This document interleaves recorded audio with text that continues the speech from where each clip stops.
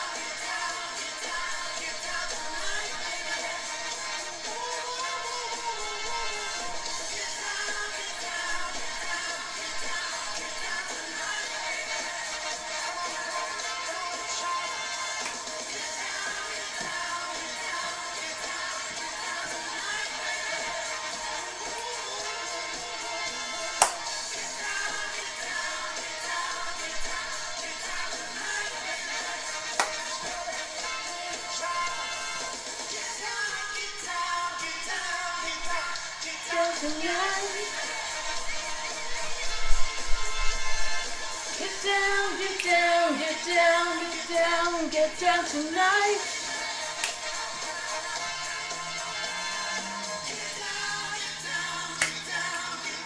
Get down tonight.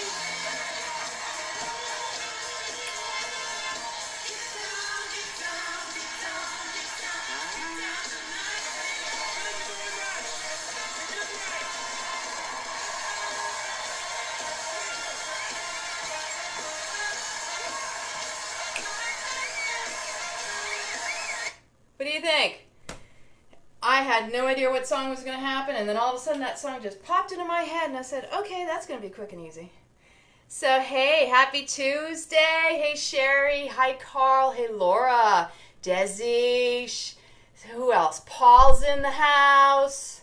Whoop, whoop, Tina. Woohoo. Good to see all my beautiful, lovely souls. Thank you for joining. So I haven't planned anything today, but I'm feeling tickled.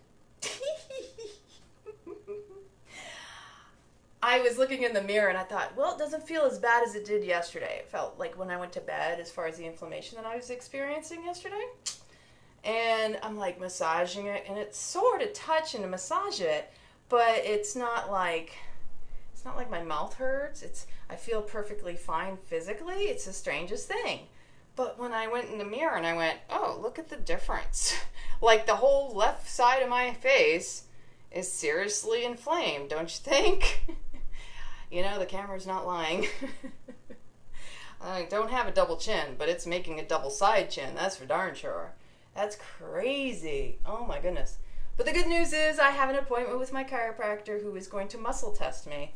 And although I don't normally use my pendulum, it is a modality that a lot of people rely upon. Eventually, when you start to trust and know yourself, as soon as something comes to you, you have a pretty good suspicion. And I'm pretty darn sure it's the latex paint. How crazy is that? I don't even know how I would possibly bought latex paint, because I tell the doctors every time I go in, and that's not very often, sulfa drugs I'm allergic to, and I'm allergic to latex, pineapples, kiwis, and I was like, well, that was weird. You know, how did I end up buying it? So that's just an absurdity to me. But what I am going to do on the way back is I'm going to stop in and try to see about swapping it out for a non-latex or latex-free. And you know, it really stinks.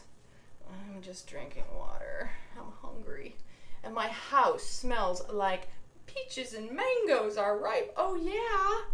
Oh my God. Like, really? How can you not want to just bite into all that juicy goodness? It's not even that I'm hungry so much, although, whoops, maybe I dropped my lid.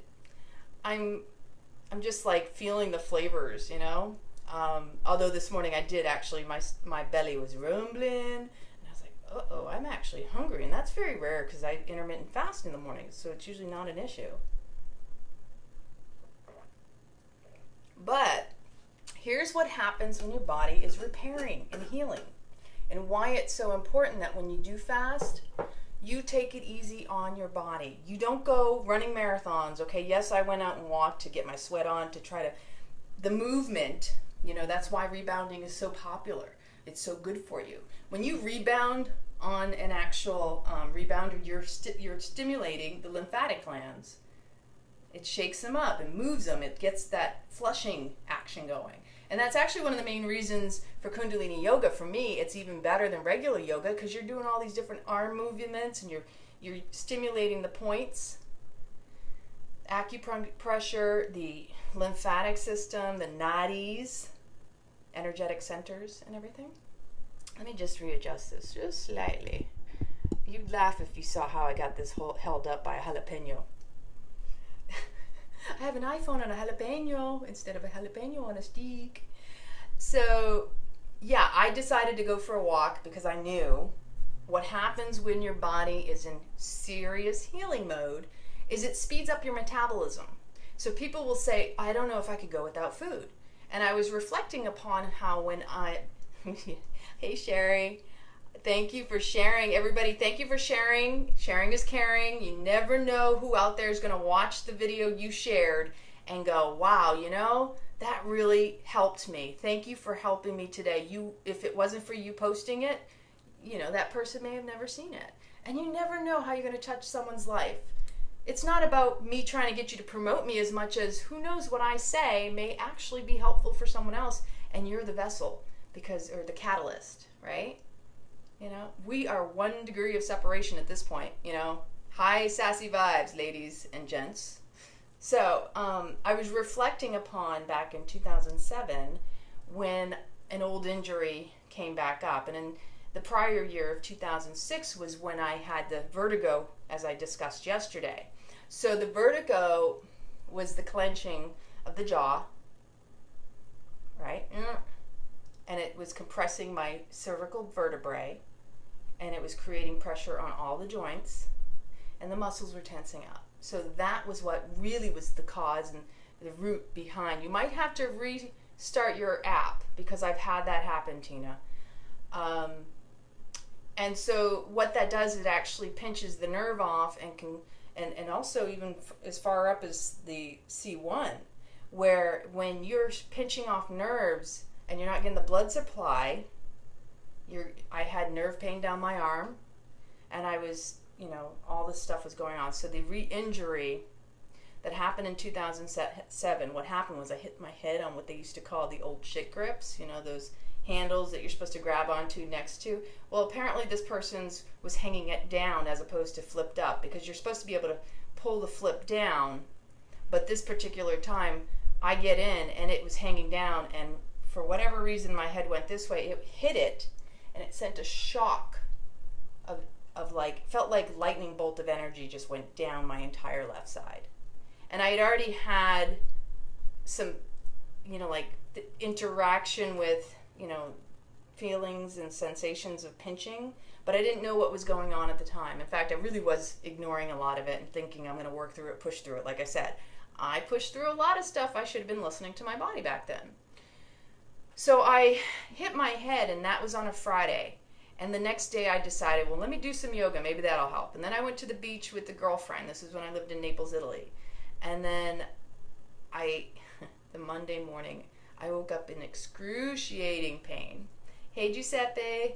Hey, Gara. So good to see you. Oh, I missed you all in Santorini. I love your pictures. They're gorgeous. Absolutely divine. But I felt like I was there with you all. And Giuseppe knew me back then. During the time when I had to go to the actual doctor, so it was a Monday, I went back to work. I was working on the Navy base as a contractor. I was an IT professional, systems engineer, and I was in excruciating pain. I could not turn my head to the left to save my life. I was in so much pain, and all I wanted was relief. And the nerve pain, at the time I didn't know what was going on. And they ended up doing lots of x-rays. But let me tell you, the first thing they did at the doctor's office, they gave me drugs. Never, ever. I have never been one to like pharmaceuticals, even way back when. And in the military, and even as a contractor, when you're going to military doctors, the first thing they do is they give you vitamin M. If that's not good enough, they'll try to give you something stronger like baclofen or... hey Tom, hey Andy, hey Hadi Jivan. Satnam, Waheguru, Jeanette. Thank you for joining. I'm telling the story about my cervical spine. Hey, Dad. So this injury that I had that I was trying to work through was so severe, and I was in such excruciating pain that here I am going to a Navy doctor who gave me Vicodin. I only did it once. I tried it one time in my life, and I felt how dangerous it was. First off, me being tiny, it did a number on my system. I remember going to lunch and feeling like I was gonna be sicker than a dog, and I couldn't even hold down my lunch because it was so bad. And then I went home later that night, and eventually it started to settle into my body, and I felt like I could rule the world, but it didn't feel like a comfortable feeling. Like my body was numbed from all the pain, and I felt like energized. And so I remember doing things around the house and going, okay, well, yeah, this is working. And then the next day being even worse than I was that day. I went right back to the doctor, told him, this stuff, I can't take this stuff. It's disgusting. It made me worse, made me feel even worse. Hey, Teresa. And in the end, I watched over the course of time. I did like 20 acupuncture sessions. I couldn't sleep on my left side. I had pillows propped up all along my left side. And this was in 2007, and I was just in excruciating pain. I had to drive. I was living in Naples, Italy, so cobblestone roads and streets, living downtown with a Mini Cooper. And here I am driving this, any vibration, any sense of cold breeze. I was so sensitive to everything. It was like, oh. And then turning my head, it took, like I said, 20 visits to an acupuncture. And I was still in excruciating pain. The doctors gave me steroids. They gave me Neurontin and gabapentin, which is supposed to... Actually, you're seeing my mirror image, believe it or not. I forgot to flip the screen again. And this is my left, so you're probably seeing it as my right. And so the unfortunate thing was that here I am dealing with all this. I'm trying everything and anything they could give me. I was taking the vitamin M, the Motrin, which was like 800 milligrams. I like candy, although that stuff still makes me sick to even think about taking them because they're like horse pills. And I lived in Italy, so at the time I drank wine. I was never an alcohol drinker. I liked my red wine. And I wasn't the type of person who would try to drink to excess, but sometimes I would lose sight of how much I had to drink. I always got home safely from downtown because I actually do have to say that one little side note about living downtown Naples, I felt protected and had others tell me that people watch out for you. So, you know, there's a certain level of feeling good and safe, because knowing that you don't need to know who's looking out for you, but to know you're being looked out for. So I'm very grateful for that, in addition to the angels that always watch over me. Anyway, so just imagine I was single. Oh wait, I've been single. And I'm the only one who was able to take care of myself. And the mentality I had, not even thinking that I had short-term and long-term disability, I was paying for it. Nobody had ever once suggested, hey, why don't you try going out on short or long-term disability? Because you have it. You work for a company. Because I was still in a little bit of a military mindset, and because I was also in this mindset that, oh my gosh, if I don't work, who's going to support me? Because it's part of the old way of thinking. The idea that I have to keep pushing through instead of listening to my body and allowing myself to heal and thinking about my best interest first. Not just the money and the support and all that. All of that can wait, but if your body is not healthy and good, you're just going to make it worse. So I even ended up at the local pharmacist. So I'm on gabapentin Neurontin for like 3 or 4 months. I think it was about 4 months.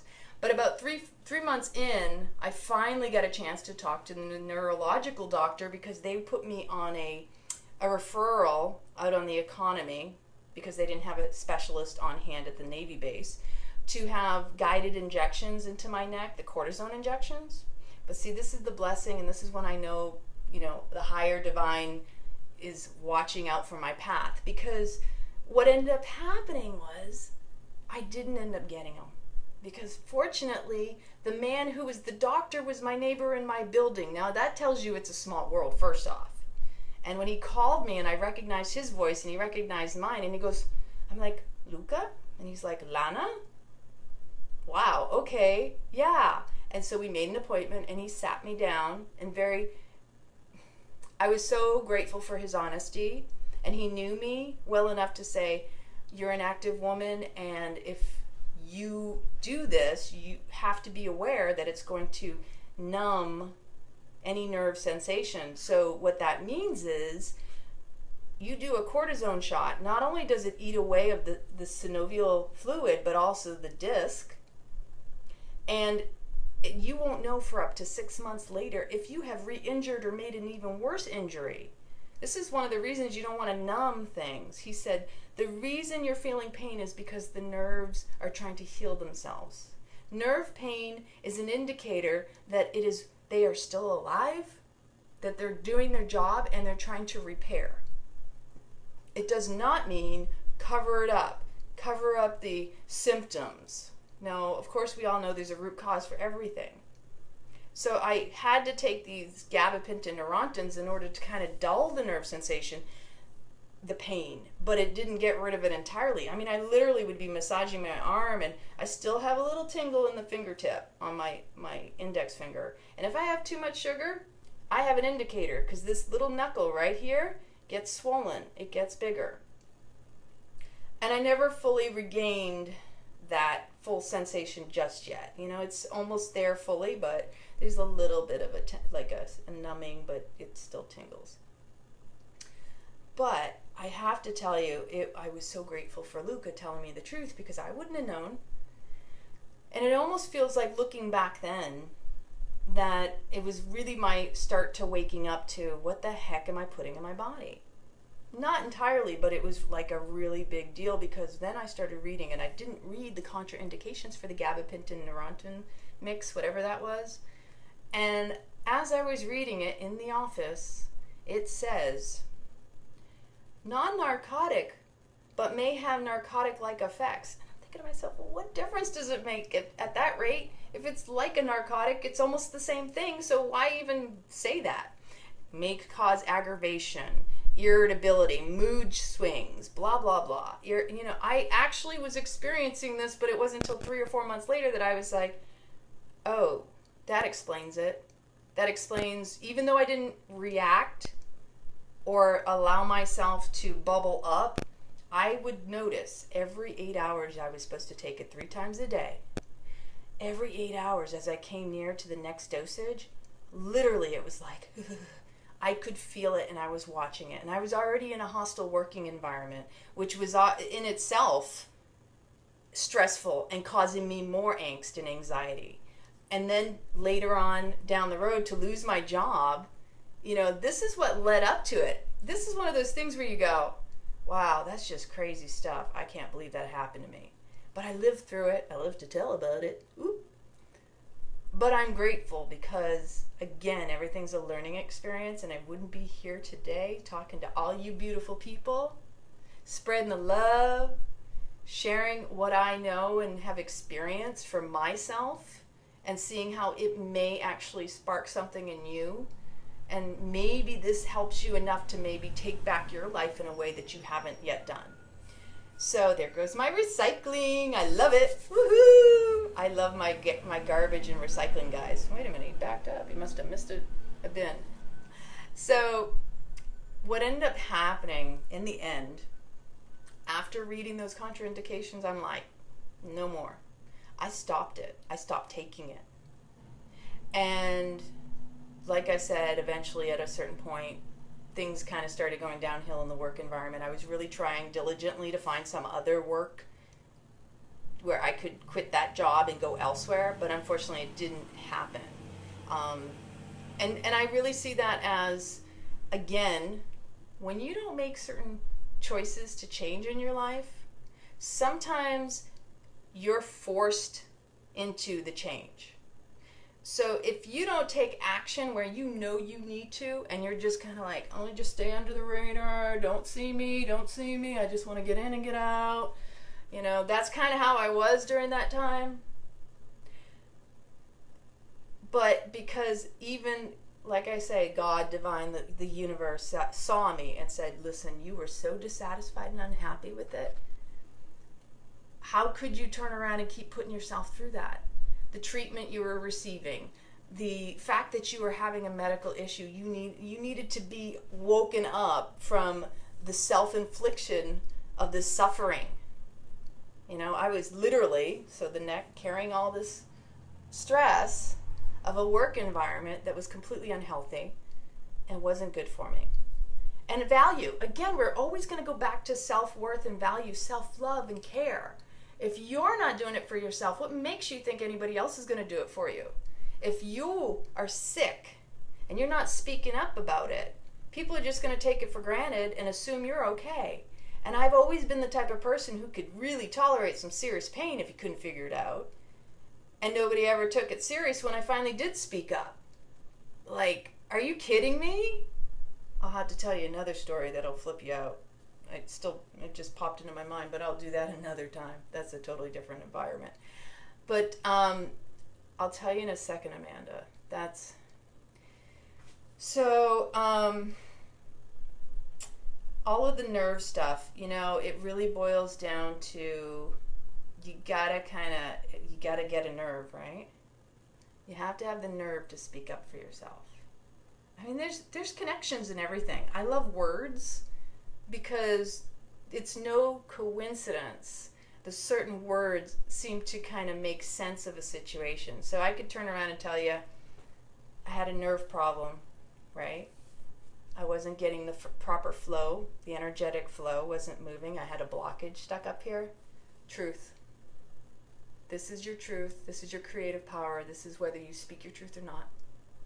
And if you're not speaking up for yourself, people are going to treat you exactly the way you're treating yourself. Which, if you're belittling or berating or putting yourself down, that's exactly how people will treat you. And so if you don't take your life back into your control, people will also put you down.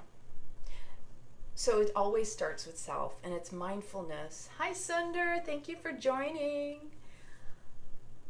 Whenever you are having a situation, a scenario, an experience with somebody, and they're treating you some way that doesn't feel right, you have to step back and go, okay, this is telling me something about myself, and I have to heed the warning because clearly I hadn't been listening. And if they may be pushing a button. Maybe you've been through the lesson, you already got it, but there's going to be people out there to test you still.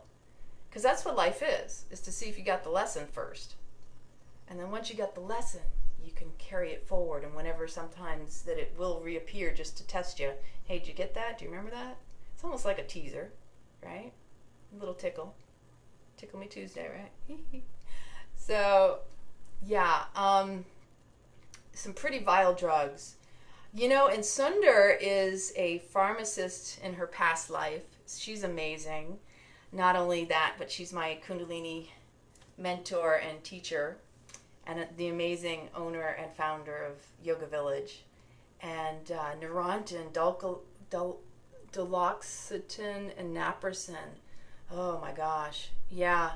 You know, I personally, and this is just me because I'm never going to speak for anyone out there, if somebody tries to tell you what's wrong with you, they don't inhabit your body. Only you know. So whatever I say to you may make sense or it may not. But I'm not a doctor. I can only tell you intuitively what might come up and what I might feel. I really believe many of the diseases, of course, they're all going to start in the mind because we're manifesting in the body. You know, our body responds to our mind. It's listening real hard, even though that's why it's so important to meditate and breathe. You have to bring that prana to the light. Amanda, are you doing breath work? Have you seen some of the breath work videos? The most important thing you could ever do is to breathe deep into the pelvic floor, up through the belly, the diaphragm, the chest lifting, and then exhaling, the chest lowers, the diaphragm goes in the belly. You squeeze in that last little bit to squeeze out that stagnant energy at the navel point. Do you feel touchy? Because to me, and it reminds me of what I went through when I had the nerve pain down my left arm. And it took a long time to get over that. I wouldn't wish that pain on anybody. I really wouldn't. I know how excruciating it is. Fibromyalgia, to me, is like turning off all of your touch. Like something that you're not wanting to touch something under the surface. Because everything's so sensitive, right? And that's it. So you allow mistreatment, but you're not allowing maybe the touch you need, the kind of love, the kind of affection, the kind of embrace.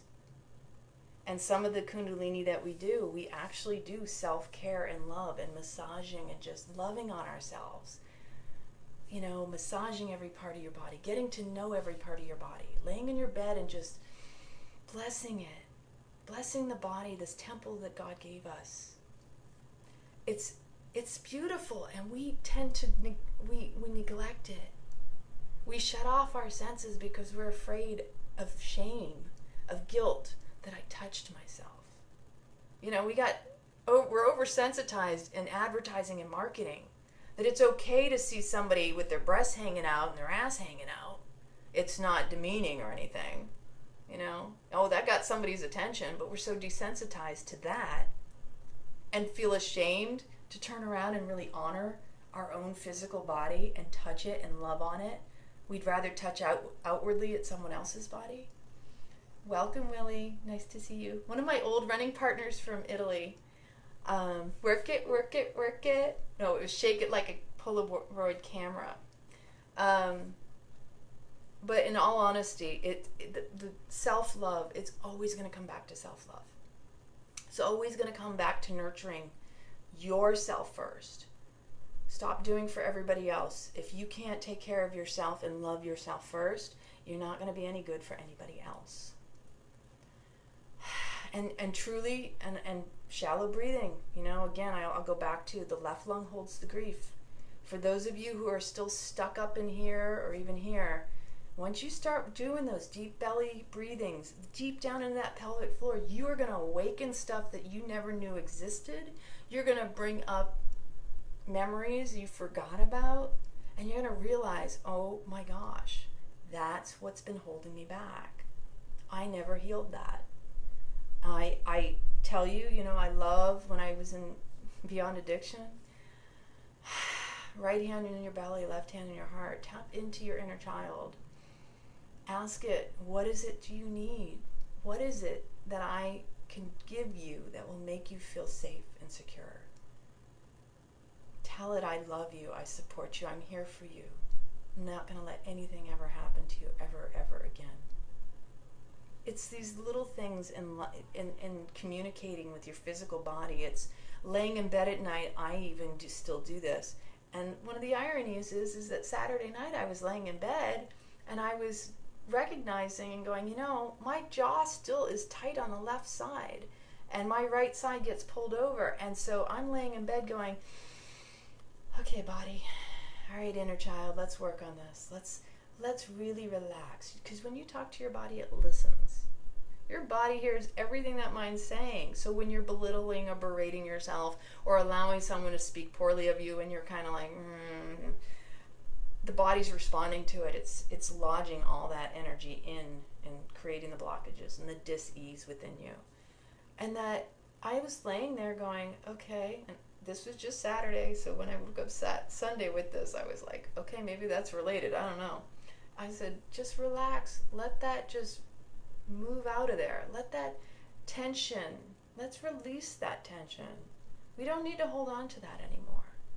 It served us. Thank you. I honor you. I let you go now. It's time to transmute that energy. Send it back to where it needs to go. And so then, like I said, Sunday morning, I was starting to notice a little swelling under my jawline in the lymphatic area. And I'm like, this is odd. And then yesterday got worse. And it's a little bit better having done my little walk. And Again, I'm just drinking water for the rest of today at least and see how we're doing, because you need to allow your body to fast. Rachel, real quick, hi there. EFT tapping, right? So I'm going to share, I've done a lot of different modalities, and tapping is just not my forte. I've tried it. I just don't resonate with it. I'm hoping I get a little acupuncture today so that this will help. But in all honesty, in all essence, we have everything we need right here. When we start really tapping in, we have the power to heal ourselves. When we start being kinder, gentler, breathing. I'm going to keep stressing the breath work. I'll do it on every video I ever do. You can't breathe deeper enough. I mean, like, really, again, that life force, that prana is going to invigorate every cell of your body. It is going to enliven you. It's your life force. It's your energy. It sustains, maintains, and creates. You can't live without the breath. And when you get past all this stuck stuff and get really deep down in there, your life will shift big time. Just like I say with the self-love, when you start tapping into true honoring and loving yourself, now sometimes this isn't going to always be easy. You have to reprogram, and you have to be very devoted and dedicated and diligent with yourself. And that when you catch yourself having those negative thoughts like, yeah, what's that all about? You know, there you go again. Just go, you know, it's okay.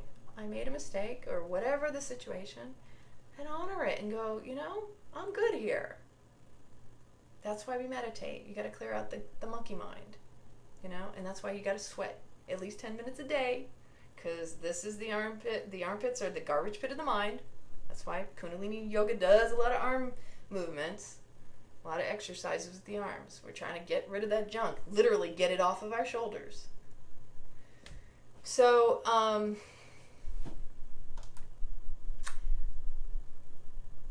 having a moment where I go, oh, where was I going with that? So what I started out with, let me just go back there and finish real quick. So I remembered, when your body is healing, and the lymphocytes, the white blood cells, are increased, and it's trying to focus on an area to heal. Because physically I was going, well, my body feels good actually, and I've been working really hard to kind of just get back in alignment. That was my hip. And it also increases your metabolism. So going back to when I was in Italy, my friends at a point were looking at me and going, Lana, are you okay? Because I was so emaciated from the increase of my metabolism. Now, most people who've known me in the past know that I can put down some food. This is before when I was a meat eater and I was eating big, like 8-course meals type deal. I would put down some food, and people were always looking at me going, where do you put that food? And I was a runner. I was very high impact, so I was always burning fuel, but I was putting down a lot of food. And so here I am dealing with this. I literally walked around like holding my arm because it was so painful. And driving my car, I don't even know how I did it, because I've always driven manual transmissions up until the past, maybe 4 or 5 years.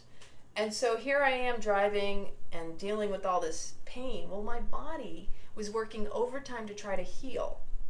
And of course it's going to increase your metabolism, because it's focusing all the energy. And so it's speeding up.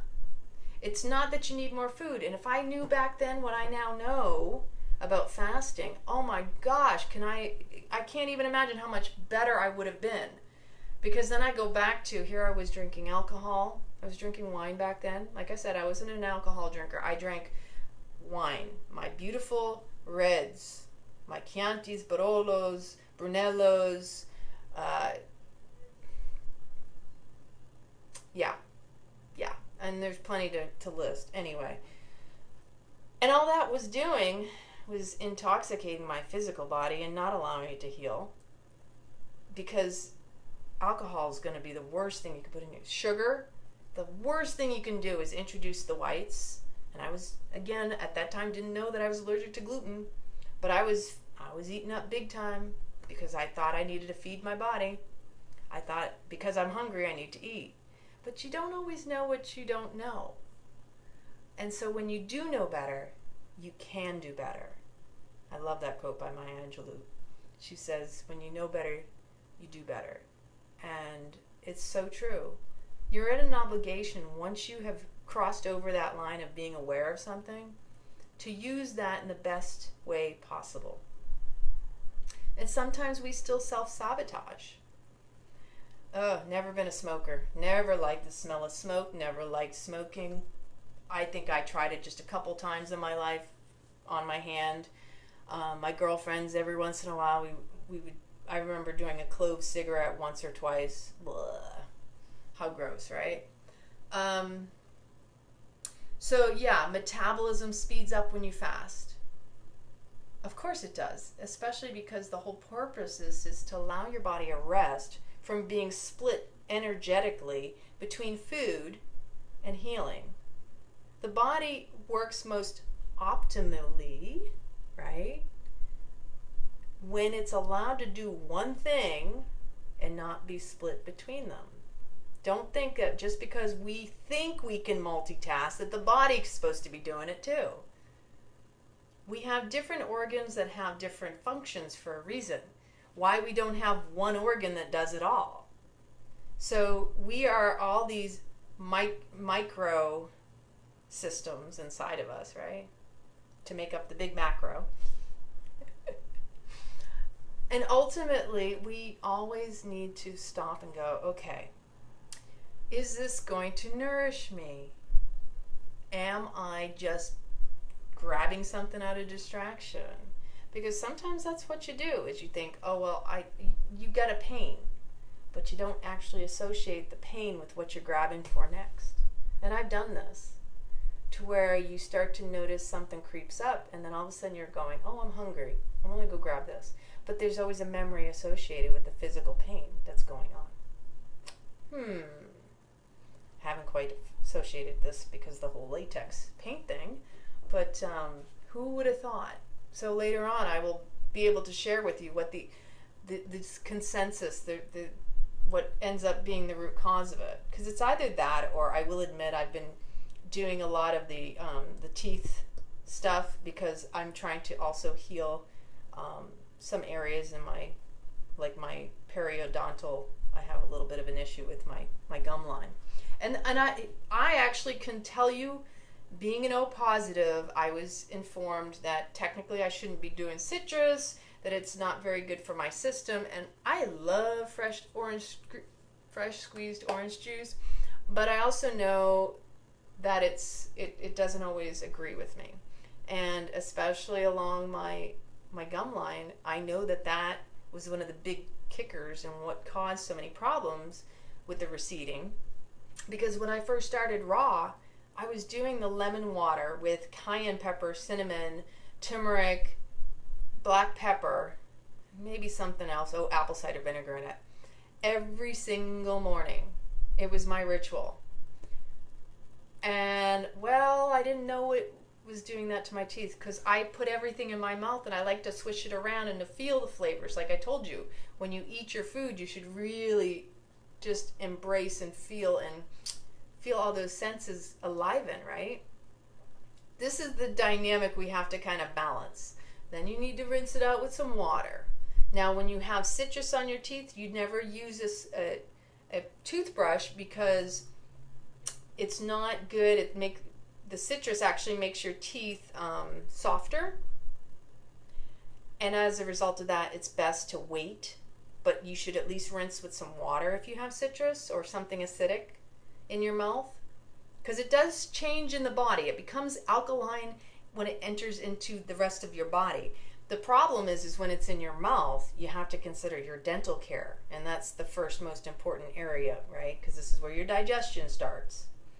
And then the stomach is your second brain. So, yeah, we're always going to be learning. I'm still there. I'm still, trying to figure things out as I go. I don't have all the answers, but I'm learning as I go. And I like to share what I've learned because maybe it gives someone some information. Like Rachel, hopefully that will help you, what I was talking about. Amanda. because it really boils down to sitting with yourself and really just tuning into your body.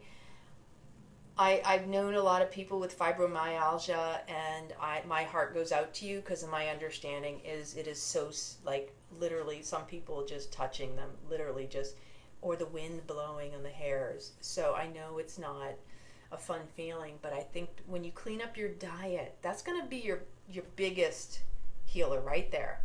But the breath work, because even if you didn't even clean up the diet, the breath work will help you the most too, because you can't live without the breath. And the food that we take in, if you have a strong breath, you probably can eat a lot of different things you might be not supposed to. You're also doing this with your body. Your body's like, well, that's going to inflame me and cause me problems. But if your breath is strong and you are really pumped with energy and oxygen, because here's what happens. The deeper the breath, the more oxygenated your bloodstream gets, so pathogens and junk can't live and reside in there and feed off of you, right? Parasitic, maybe even.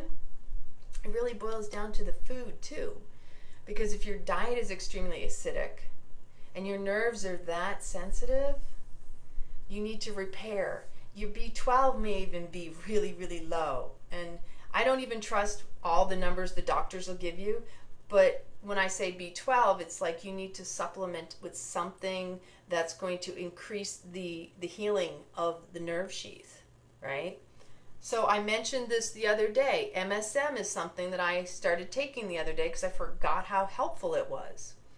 And this is the brand I use. This is actually the Ojayo brand. And I get everything in bulk because it's just easier. I know I'll use it eventually. So I also use, as a vitamin C, instead of the citrus, I use rosehip powder. This one I got from Star West Botanicals. Sometimes I get a little bit tongue-tied. Look, it's Tongue-Tied Tuesday. I like rosehip powder because it's not as acidic as the citrus, and it's very high in vitamin C. And then I also will add some chlorella. Now, chlorella is good because it'll help pull out those toxins as well. But the MSM in itself will also help rebuilding the nerve, rebuilding the bones, all sorts of goodies. Y'all just gotta listen and tap into the self-love of the body. Our bodies are telling us all the time, hey, I need your attention. Look at me. Help. Hello. Hello. You know, it's probably the one thing we're neglecting the most. So, get out and move that body. Do a little dance. Make a little love. Get down tonight. Get down tonight. I hope that's helpful for all of you. I had no idea what I was going to be sharing, but sharing is caring. So the more people who receive this information, the more people who may actually be able to stop the insanity. Do you remember that lady? Susan Powder? Stop the insanity, truly. We don't have to work harder. We just have to be smarter. Because everything should come to us with ease and grace, and allowing it instead of trying to pound through the stuff that we don't need to.